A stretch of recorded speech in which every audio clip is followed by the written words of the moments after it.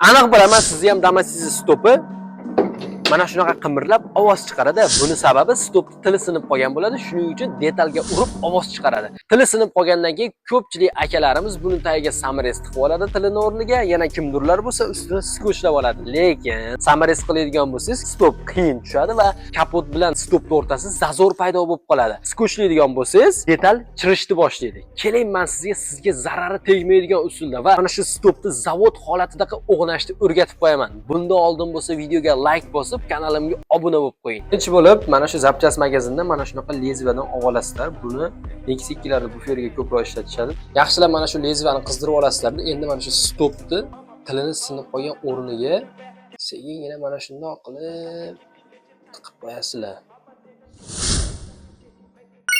Bu videoni Damas'ini shunaqa muammosi bor do'stingizga jo'natib qo'ying. Menga obuna bo'lish esdan chiqmasin. Yangi yil bilan